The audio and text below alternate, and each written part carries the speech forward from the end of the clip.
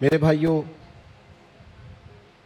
امام حسین رضی اللہ تعالیٰ عنہ کی مقدس عالی مرتبت پاک باز اور بلند رتبہ سیرت سے بہت سارے اسباق امت کو ملتے ہیں جس سے ہم اپنی زندگی کو سنوار سکتے ہیں، اپنے اندر نکھار پیدا کر سکتے ہیں، اپنے دن اور روشن کر سکتے ہیں اور اپنی راتیں مزید اللہ کے ذکر سے آباد کر سکتے ہیں۔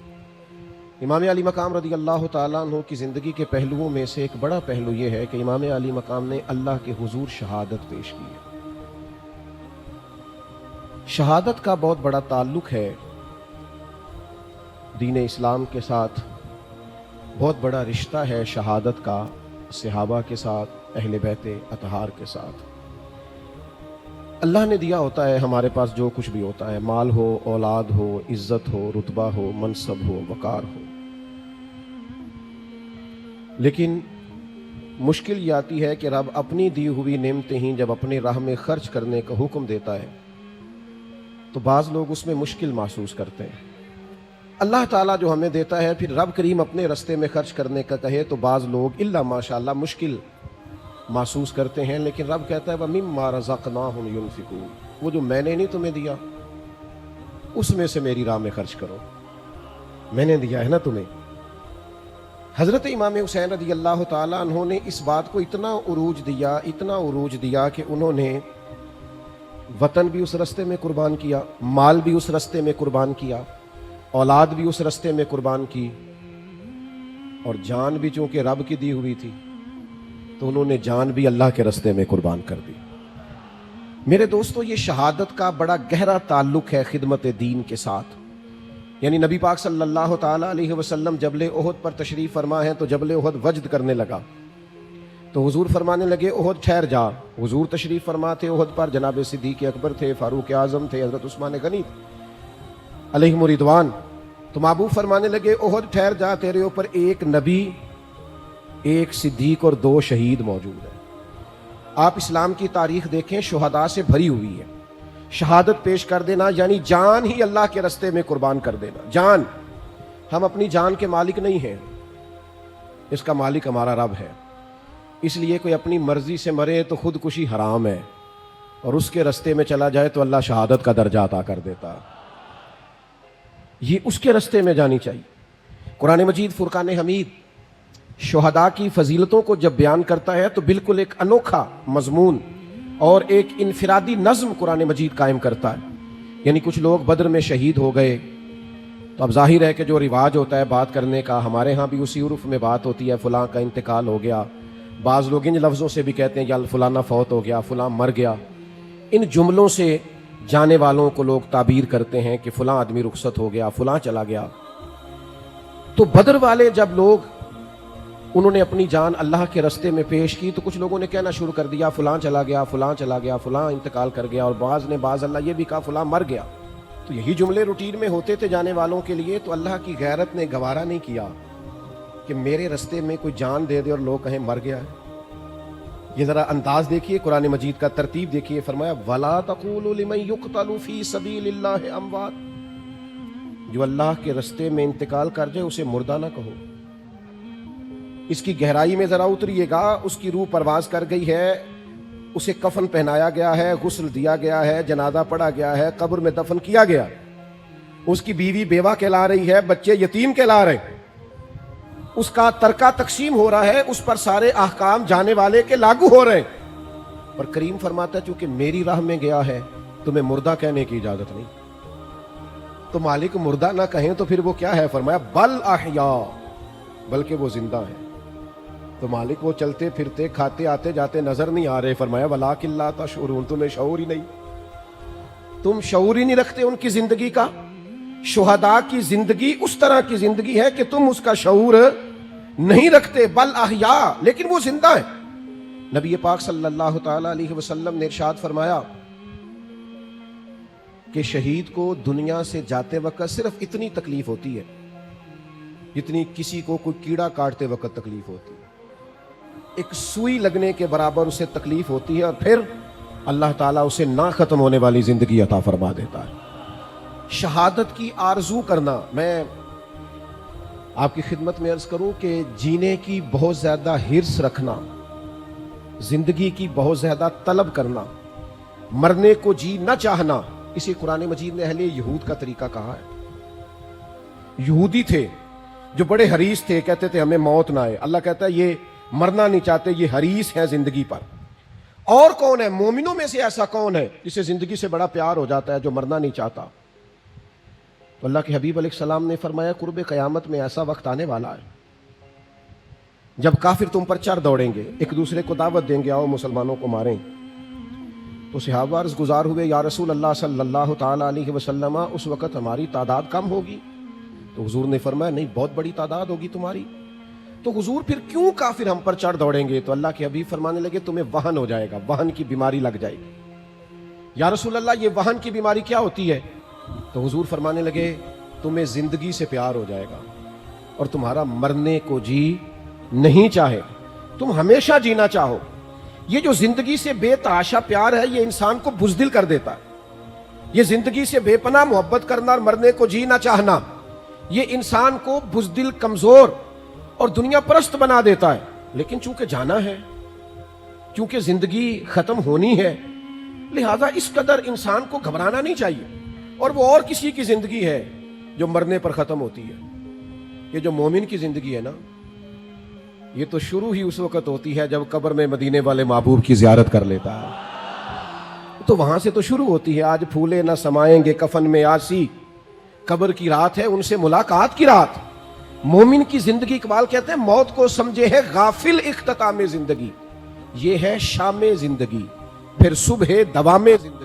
تو اس قدر زیادہ پیار نہیں، جان اگر کبھی دینی پڑ جائے تو محبوب کے لیے نا تیاری کر کے رکھنی چاہیے۔ یہ سنبھال کے رکھنا چیزوں کو اور اپنے آپ سے بلا وجہ پیار کرنا، کچھ لوگوں کو نا اپنے آپ سے بڑا پیار ہو جاتا ہے، وہ کوئی تکلیف نہیں برداشت کرنا چاہتے، وہ کسی اذیت میں نہیں آنا چاہتے، وہ بڑی پرسکون زندگی جینا چاہتے ہیں، پھر چھوٹی چھوٹی باتوں پہ ڈپریشن کا شکار ہوتے ہیں۔ ذرا سی چیز ہوتی ہے تو انہیں انزائٹی ہوتی، کیوں؟ اپنے آپ سے پیار ہی بڑا ہو گیا، اپنے آپ کو سہولیات ہی بڑی دے لی، سکون ہی بڑا دے لیا ہے، ذرا سی باتوں پر وہ پریشان ہو جاتے ہیں۔ لیکن جان پاوے نہ جان میرے محبوبہ، میں تے لگیاں توڑ نہ بھیساں، رات تیرے وچ رول کے مرساں تے قدم نہ پیچھا ہٹیساں، شہر تیرے دے ٹکڑے منگساں تے تیرے کتیاں دے پیر چمیساں، آزم جان امانت تیری تو جدوں منگ سیں میں پیش کرے ساں۔ اے جان امانت تیری تو جدوں منگ سیں میں پیش کرے ساں، جان امانت ہے، جب مانگے پیش کر دیں گے۔ تو صحابہ جان پیش کرتے رہے اللہ کے حضور پیش۔ صحابہ میں سے ایک صحابی حضرت عبداللہ بن عمر، حضرت جابر ابن عبداللہ رضی اللہ تعالیٰ عنہ کے والد ہیں، یہ جنگ احد میں شہید ہو گئے تھے۔ حضرت جابر ابن عبداللہ فرماتے ہیں کہ پیچھے بیٹیاں چھوڑ گئے تھے، میرے اوپر بہنوں کا بوجھ تھا، قرضے بھی تھے، آزمائش بھی تھی، لیکن جب نبی پاک علیہ السلام نے مجھے میرے والد کا حال سنایا نا، اس شہید کی حضور نے بات سنائی، نبی کریم علیہ السلام نے فرمایا جابر میں تمہیں بتاؤں تمہارے والد کی شان کیا ہے؟ یہ صحیح حدیث میں موجود ہے۔ یا رسول اللہ فرمائیے۔ تو اللہ کے محبوب فرمانے لگے جو بھی شہید ہوتا ہے اللہ اس پر پردے ڈال کر اس سے کلام کرتا ہے، لیکن جب آپ کے والد شہید ہوئے ہیں نا، اللہ نے پردے ہٹا کے کلام کیا۔ تو جابر بڑے سیانے تھے، فوراً سمجھ گئے کہ اگر حضور نے یہ فرمایا نا رب نے ان سے کلام کیا ہے تو یہ بھی محبوب کو پتا ہوگا کون سا کلام کیا ہے، یہ بھی پتا ہوگا بات کیا ہوئی ہے۔ حضرت جابر ابن عبداللہ عرض گزار ہوئے یا رسول اللہ کیا بات ہوئی میرے والد اور رب کریم کی عالی مرتبت بارگاہ میں؟ تو حضور فرمانے لگے اللہ نے تیرے باپ سے پوچھا عبداللہ میں نے تمہیں جنت دے دی، درجات دیے، کچھ مانگ لے۔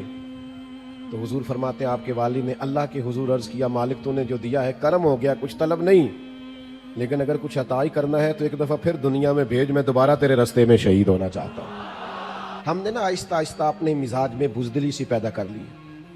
نبی کریم علیہ السلام نے فرمایا جس کے دل میں کبھی شہادت کی آرزو پیدا نہیں نہ ہوئی، جسے کبھی شوق نہیں آیا کہ اللہ کے رستے میں شہید ہو جاؤں، اس کے سینے میں دھڑکنے والا دل مومن کا نہیں منافق کا ہے۔ اسے کبھی خواہش ہی نہیں پیدا ہوئی کہ میں جان راہ خدا میں خرچ کر دوں، کبھی آرزو ہی نہیں مچلی اس کے دل میں، اسے کبھی شوق ہی نہیں ہوا۔ عزیز دوستو، اللہ کے رستے میں شہادت کی جو لذت ہے، جو کیف ہے، جو سرور ہے، حضور کی نظر کرم رہتی ہے شہداء پر۔ محبوب نظر عنایت سے دیکھتے ہیں اللہ کی راہ میں شہید ہونے والوں کو۔ جنگ موتا کے لیے جب صحابہ جا رہے تھے تو نبی پاک صلی اللہ تعالی علیہ وآلہ وسلم نے ان کو وصیت فرمائی. فرمایا حضرت زید بن حارثہ رضی اللہ تعالیٰ عنہ کو اپنا امیر بنا لینا، اگر وہ شہید ہو گئے تو جناب جعفر طیار کو بنا لینا. پھر ایک اور صحابی کا ذکر کیا، فرمایا اگر وہ بھی شہید ہو گئے تو ان کو بنا لینا، اور فرمایا اگر وہ بھی شہید ہو گئے نا تو پھر تم باہمی مشاورت سے جس کو چاہو امیر بنا لینا. صحابہ فرماتے ہیں ہمیں وہ دن یاد ہے جب حضور بیٹھے تو مسجد نبوی میں تھے، لیکن وہاں بیٹھے بیٹھے جنگ موتا کے سارے حالات بتا رہے ہیں. اب میرا زید بن حارثہ شہید ہوا ہے، اب جعفر طیار کے بازو کٹیں، اب فلاں صحابی کی شہادت ہو گئی، یعنی جو اللہ کے رستے میں جانیں قربان کر رہے ہیں. مجھے کہہ لینے دو نا، یہ بات کہہ لینے دو کہ اگر نبی کریم مسجد نبوی میں بیٹھ کر جنگ موتا کے سارے حالات دیکھتے ہیں تو گنبد خضرا میں بیٹھ کر محبوب نے کربلا بھی ساری دیکھی ہے.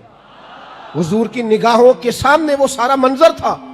جبھی تو حضرت ام سلمہ کی خواب میں آ کے کریم نے فرمایا ہے کہ یہ دیکھو نا میرے حسین آج کربلا میں شہید ہو گئے، یہ دیکھو یہ مٹی سرخ ہو گئی.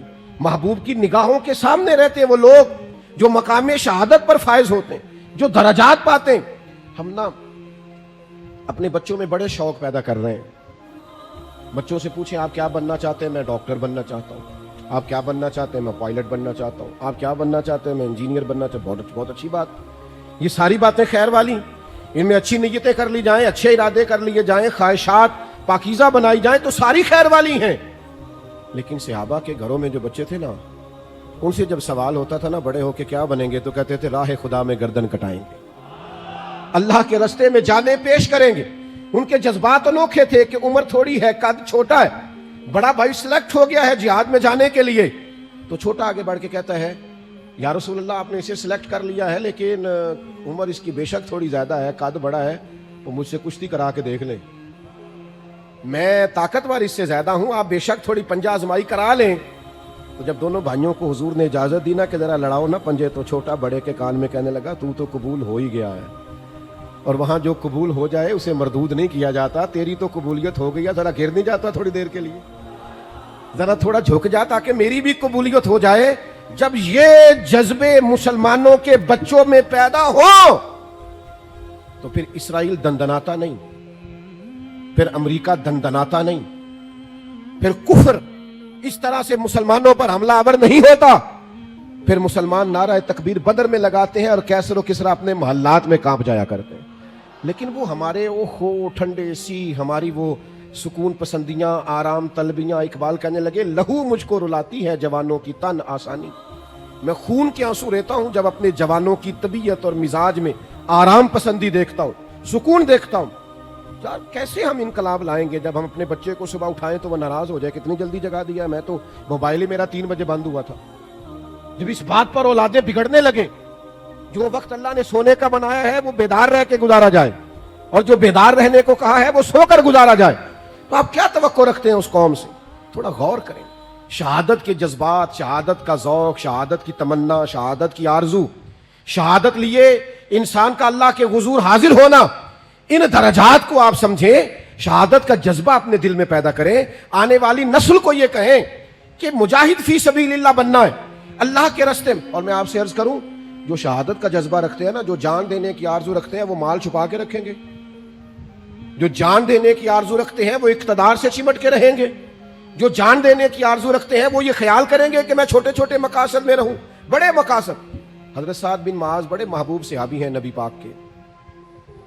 جنگ خندق میں تھوڑا زخم لگ گیا، نصیب اتنے اونچے اور اعلیٰ تھے ان کے کہ وہ زخم ان کے وجود پر لگا ہوا تھا. تو نبی کریم نے مسجد نبوی کے باہر خیمہ لگایا، ان کا علاج جاری تھا. تو اللہ کے محبوب اپنی نگرانی میں اور کبھی کبھی اپنے دست مبارک سے بھی مرہم پٹی فرماتے. میں نے سنا ہے وہ بن سنور کر میری عیادت کو آ رہے ہیں. اور کسی نے کہا تھا ان کے دیکھے سے جو آ جاتی ہے چہرے پہ رونق، تو وہ سمجھتے ہیں کہ بیمار کا حال اچھا ہے. تو نبی پاک علیہ الصلوۃ والسلام ان کی تیمارداری فرماتے، کرم نوازی فرماتے، حضور رحمت کرتے، بندہ نوازی فرماتے.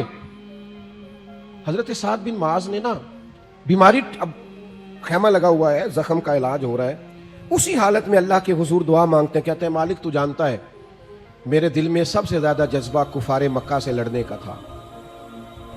اے اللہ اگر ان کے ساتھ کوئی جنگ باقی ہے تو مجھے زندہ رکھ، ورنہ موقع بڑا اچھا ہے، حضور نظر کرم فرمائے ہوئے ہیں، مجھے اسی زخم سے شہادت کی موت عطا کر دے۔ جب انہوں نے دعا مانگی تو ان کا زخم پھر سے پھٹ گیا، خیمے سے خون نکلنے لگا۔ کریم محبوب کو اطلاع ہوئی، حضور تشریف لائے، ایک قدم یہاں رکھتے محبوب، دوسرا ادھر آگے کر کے رکھتے، تیسرا ذرا ہٹا کے رکھ۔ حضور ان کے سر پر پہنچے تو ان کے سر کو اٹھا کے گود مبارک میں رکھ لیا۔ انہوں نے نظر اٹھائی، آنکھیں کھولیں، نجم کی اے خدا آرزو ہے یہی، اور عاشق زار کی آبرو ہے یہی، موت کے وقت سر ان کے قدموں میں ہو، دید ہوتی رہے اور دم نکلتا رہے۔ اللہ کے حبیب صلی اللہ تعالی علیہ وآلہ وسلم نے ان کا سر گود میں رکھا، انہوں نے آنکھیں کھول دی، حضور کی زیارت کی، نبی پاک نے کچھ نصیحت فرمائی، حضور باہر تشریف لے گئے، تھوڑی دیر کے بعد روح پرواز کر گئی۔ صحابہ نے عرض کی حضور آپ قدم ہٹا ہٹا کے کیوں رکھتے تھے؟ فرمایا فرشتے ہی بڑے آئے ہیں ان کے خیمے میں۔ ایک روایت میں فرمایا 70,000 فرشتے آئے ہیں جنازہ پڑھنے، 70,000 فرشتے جنازے میں۔ اللہ اکبر۔ محبوب نے جنازہ پڑھایا اور تدفین سے پہلے حضور خود ان کی قبر میں اتر گئے اور محبوب فرمانے لگے سعد کے وصال سے اللہ کا عرش ہل گیا ہے، عرش کو وجد ہو گیا ہے۔ اس طرح انہوں نے دنیا چھوڑی۔ شہادت کا جو مرتبہ ہے، شہادت کا جو مقام ہے، شہادت کی جو عزت ہے، آپ اس کو سمجھیں، اپنی طبیعت کے اندر یہ ذوق لائیں کہ جان ویسے بھی تو جانی ہے، بستر پہ بھی تو نکل ہی جانی ہے۔ یہ میرے بھائی ہاسپٹل میں بھی تو وہ کسی نے کہا تھا مرتے جانا ہے کسی دے سرے چڑھ کے نہ مریے، مرتے جانا ہے کسی دے ہو کے نہ مریے، وہ زندگی تو گزر جانی ہے، کسی کے نام نہ کر دے۔ کیا اپنے آپ سے پیار کرنا، ہر وقت جینے کی آرزو کرنا ہے، وہی تیرے زمانے کا امام برحق جو تجھے حاضر و موجود سے بیزار کرے اور موت کی شکل میں دکھلا کے تجھے جلوہ یار زندگی تیرے لیے اور بھی دشوار کرے، جو تیرا جینا مشکل کر دے، تیرا جینا مشکل۔ اور آپ اندازہ کریں، ایک صحابی تھوڑی سی نا ٹانگ مبارک دبا کے چلتے ہیں، بظاہر جنگ احد میں 4 بیٹے لے کے آئے، اپنے 4 بیٹے، حضور یہ میرے چاروں قبول کر۔ جب وہ لوگ اللہ سے لیتے ہیں تو پھر نہیں گنتے، اور جب واپس دیتے ہیں، میں 10,000 دیتا ہے مسیح پہ، اعلان کر دیو۔ میں ختم شریف پہ چلا گیا تو وہ کہنے لگے جی ہمارے والد انتقال کر گئے تو ہم ان کی طرف سے نا 50,000 مسجد کو دے رہے ہیں، ذرا اعلان کر دیں۔ میں کہ ابا کی دے گیا تو کئی دکانہ نے اور بھی کافی مال ہے، میں کہ انہیں بھی جان لگے مسیح تے اعلان کرایا کہ انجی دے گیا ہے۔ نہیں انہوں نے تو، میں نے کہا آپ اس میں سے والد کے نام پہ 50,000 دے رہے ہیں، وہ بھی مسجد میں اعلان کرا کے۔ یعنی جب اللہ سے لیتے ہیں، کسی نے امام شافعی سے کہا کہ میں دینا چاہتا ہوں اللہ کے رستے میں پر کوئی مستحق بندہ نہیں ملتا، تو امام صاحب مسکرا پڑے، بعض لوگوں کے سوالوں پہ مسکرانا ہی چاہیے۔ وہ کہنے لگا حضور آپ مسکرائے کیوں؟ فرمانے لگے کمال ہو گئی ہے نا، تجھے مستحق بندہ ہی نہیں مل رہا خرچ کرنے کے لیے، تو بتا اللہ نے جو تجھے دیا تو اس کا مستحق تھا؟ تیری محنت اتنی ہے، تیری عبادت اتنی ہے، جب رب نے بغیر تیری مشقت اور محنت کے اپنے فضل سے دیا ہے تو تو بھی اللہ کے بندوں کو دیا کر، تو بھی دل کھولا کر۔ نبی کریم نے حضرت اسماء بنت ابی بکر سے کہا تھا اللہ کے رستے میں گن گن کے نہ دیا کر، اس کے راہ میں بے حساب دے، وہ بھی تجھے بے حساب ہی عطا فرمائے گا۔ تو میرے عزیزو یہ بات یاد رکھیں کہ جذبات ہونے چاہیے اس کے رستے میں خرچ کرنے، اپنی جان کا نذرانہ پیش کرنے کی ہر وقت خواہش ہونی چاہیے، انسان کے اندر جذبہ ہو، شوق ہو، وارفتگی ہو کہ میں نے اپنے آپ کو پیش کر دینا اپنے رب کے حضور۔ اس میں بڑی تازگی ہے، اس میں بڑی لذت ہے۔ اور اس سارے عنوان کو، اس سارے نظریے کو پورا عروج دیا ہے تو امام حسین نے دیا ہے۔ علی کا گھر بھی وہ گھر ہے کہ جس گھر کا ہر ایک بچہ جسے دیکھو وہی شیر خدا معلوم ہوتا ہے۔ یعنی ہر ایک نے، وہ جنگ بدر کے موقع پہ نا جاسوس بھیجے تھے، ابو جہل نے کہا ذرا دیکھ کے آؤ مسلمانوں کی تعداد کیا ہے، تو جاسوس واپس گیا تو اس نے کہا 312 یا 313 لوگ ہیں اور ان میں سے بھی کچھ بچے ہیں کچھ بوڑھے ہیں۔ تو ابو جہل کہنے لگا جنگ کیا کرنی ہے، ان کو صبح گھوڑوں کی پشتوں پہ باندھ کے مکے لے جاتے ہیں، وہاں جا کے دیکھیں گے کیا کرنا ہے۔ تو جاسوس کہنے لگا ٹھہر تو صحیح، پوری بات تو سن، بندے 313 ہیں پر کسی ایک کا بھی واپس جانے کا ارادہ نہیں، جس کے پاس سے گزرے تھے مسلح پہ بیٹھا تھا اور شہادت کی دعا مانگ رہا تھا، کسی کا بھی لوٹ کے جانے کا ارادہ۔ حضرت عمر کہتے ہیں اللہ اپنی راہ میں شہادت کی موت دے، اور دے بھی اپنے محبوب کے شہر میں۔ انہیں مل گئی نا، مسجد نبی میں مل گئی۔ تو بھائی خواہش تو ہو، طبیعت تو ہو، آپ کا دل تو ہو، آرزو تو مچلے، آپ یہ ذہن تو بنائیں۔ ہمارا ارادہ نہیں ہوتا، ہم خرچ نہیں کرتے اپنی صلاحیتیں دین کے لیے، امام حسین نے جو قربانی دی ہے وہ بڑی انوکھی ہے. 6 مہینے کے علی اصغر کو بھی پیش کیا, چڑھتی جوانی علی اکبر کو بھی اللہ کے حضور پیش کر دیا, جناب عباس کو بھی پیش کر دیا گیا. اور ان سارے زخموں کے باوجود جب حسین ابن علی خود میدان میں نکلے ہیں تو روتے نہیں, ڈرتے ہوئے نہیں, سہمے ہوئے نہیں. پہلے انہوں نے مدینے والے محبوب کا دیا ہوا امامہ باندھا ہے, پھر انہوں نے اپنے والد کی ذوالفقار حیدری تھامی ہے, اور پھر وہ میدان میں آئے ہیں تو پورے دبدبے کے ساتھ انہوں نے خطبہ ارشاد فرمایا ہے, تو پھر پوری چہرے اور طبیعت کی پورے روب کے ساتھ پھر وہ میدان میں آئے ہیں تو ڈرے ہوئے نہیں. بہت سارا لشکر دیکھ کر وہ گھبرائے نہیں, معاذ اللہ تلوار نہیں پھینک دی, بلکہ ہمت کے ساتھ دلیری کے ساتھ میدان میں نکلے ہیں. سناؤ اپنے بچوں کو قصے خیبر و خندق کے, کہانی سن کے حیدر کی دلوں سے ڈر نکلتا ہے. اور ایک شاعر نے مولا علی کی بارگاہ میں نذرانہ پیش کیا تھا, اس نے کہا تھا دیواریں ہلتی رہتی ہیں اور در کانپ جاتا ہے, علی کا نام سن کے اب بھی خیبر کانپ جاتا ہے. تو اپنے اندر یہ جذبات حسن پیدا کریں, اللہ کے حضور نظر پیش کرنے کا جذبہ پیدا کریں, اپنی طبیعت کو تازہ کریں, ہر وقت شہادت کی آرزو, ہر وقت اس کی راہ میں قربانی کا جذبہ, ہر وقت ارادہ اس کی بارگاہ میں کچھ نہ کچھ پیش کرنے کا یہ رکھیں. نبی پاک علیہ السلام کی بارگاہ میں نا ایک شخص نے آ کے کچھ مانگا تھا, تو حضور نے فرمایا یار بظاہر اس وقت تو کچھ موجود نہیں, یا میرے نام پہ قرضہ لے لے دکاندار سے. تو حضرت عمر عرض کرنے لگے حضور اللہ تو ہمیں اس کا پابند نہیں کرتا, ہے تو دے دو, نہیں تو ٹھیک ہے. تو حضرت بلال کہنے لگے یا رسول اللہ آپ بانٹیے, عرش کا مالک بڑا عطا کرے گا. یعنی قرضہ لے کے بھی حضور اس کی راہ میں دینا ہے تو پھر دینا ہے. اپنے اندر یہ شوق لائیے, یہ